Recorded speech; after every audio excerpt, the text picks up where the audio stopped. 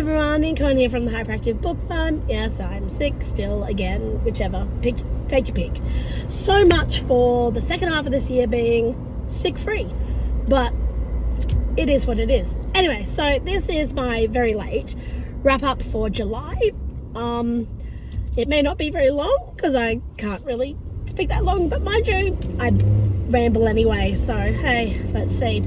Alright, so July was, a pretty crappy month in a lot of ways. Had a lot of mortality things happen that really brought into focus a lot of that, and some of it was quite intense,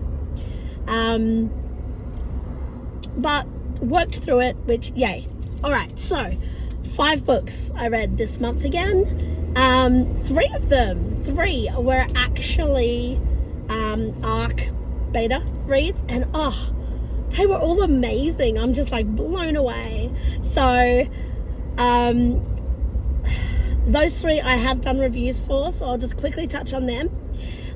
We have Informed Consent by Rachel Spangler. Oh my gosh, this book was just, it was so beautiful.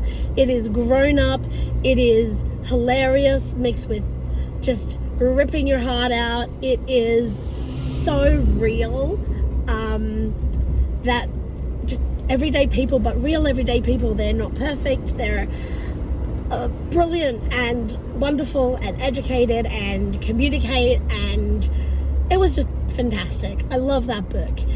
The second one is Wilder by Pamela Jeffs. Pamela Jeffs, she's amazing. It's her first novella. She has won awards for her short stories. She is an incredible author. Her words are just so powerful and beautiful, and this novella is so brilliant. It's a young adult fantasy. It's called Wilder. Did I actually say the title? I probably didn't. So go check that one out. The third ARC read that I got was Magic, Maps and Mischief by David Green, and this was the most amazing cozy fantasy that I loved and adored. I ended up just seeing it at the right time and going, yeah, I can do that.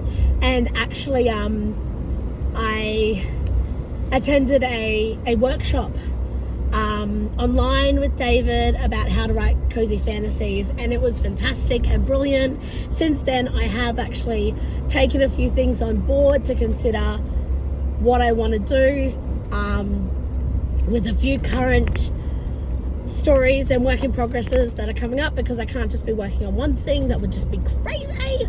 And yes, that is all fantastic. It did make me go and get Liz Dalton's journal writing. I'll put a picture of that up. I can't remember exactly what it's called, but it's the first time I've used it, and so far it's working amazingly. Okay, now the last 2 books I thought I'd done reviews of, but when I went to post them, I couldn't find them to edit them, and so that was slightly traumatic and problematic. So one was In the Shadow of the Spindrift House by Mira Grant. I listened to that. It was amazing. I can't think of the narrator's name at the moment. I'm so sorry. It was fantastic. I laughed out loud quite a bit on that. We have a sapphic main character. There's unrequited love. It's not a romance. It is a horror, and it was fantastic. It's a short read. I think it was only a couple hours from memory to listen to. It was amazing. I really love Mira Grant's characters, and I really love her way with words. The horror was creepy as, and it was awesome. Lots of diversity in such a short read as well. The last book I read was Mutiny by Eric Schubach. So this was book 6, volume 6 in the Worldship Files, and God, I love that series.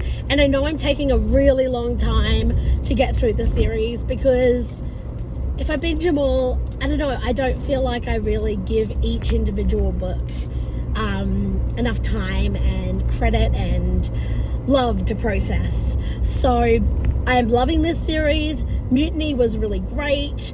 I am loving seeing the continued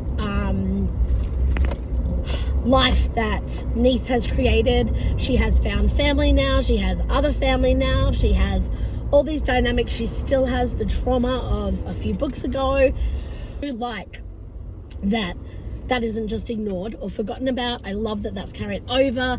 It doesn't overwhelm, but you know, if things come up, she's processing. I do take a bit of time to adjust to the writing, Eric Schubach's writing, because it's all first person, and I don't know, it's just a different kind of tone. But once I get into it, I'm loving the story, and it's just so fabulous. Graz will always be my favorite character, I think. So yeah, so they're the 5 books that I read in July. I had also planned on finally being brave enough to finish the next edits of the 2nd book in the Fang Ripper series and sending it off to my publisher. I have been procrastinating this for so many months because I just keep changing everything and then second guessing myself, but it didn't happen before the end of July, but it did happen before now, so within the first week of August. So I did it, so I'm really excited and terribly nervous, hoping the publisher actually accepts the book and likes it. If so, then I can dive into book 3 while they're going through edits and stuff like that for book 2. So that's super duper exciting. The other thing I have now started, I know it's technically August, but whatever. I have now started, because I have already got the cover organized. I am reworking Cold as Hell and Black as Day. I am no longer limited to such small word counts as I was through the original conditions of those books, and I am loving it. I am able to dive deeper into Addie, who is the main character. I am able to really pull out the beauty and the horror and the contrast between the two of her life and her person and the world she lives in and the world around her, and how they are different. And I am loving it. I am taking my time with it, but it is on the schedule. It will be called Children of the Gods, and it will have both books in there, extended, and I'm really excited about that. I am shaking off the icky feelings that I had with that other publisher in relation to it, because I'm reminding myself how much I love these characters and these stories and what they mean to me. So that's really exciting. That is in my schedule to be published in the first half of 2025, and I figure if I put it out there, I might have to actually follow through. Anyway, so that was my July. It is August. It's almost my birthday, so that's exciting. Because I do get excited now for my birthdays, just especially with last month's kind of reminder of mortality. Like, birthdays are not promised, days are not promised, and I am trying my best, even though I'm feeling really sick and a bit blech, trying to focus on how lucky I am to have the next day, have this day, have this moment. And that doesn't mean I don't get sad, I don't get miserable, I don't get annoyed with, crap that goes wrong, but it is nice to be reminded of the good and the positive, and be excited about getting older. My 7-year-old gets very weirded out when I say that, and I explained it, and he was like, oh, okay, that makes sense. But then next time I said it, he's like, that's so weird, Mum.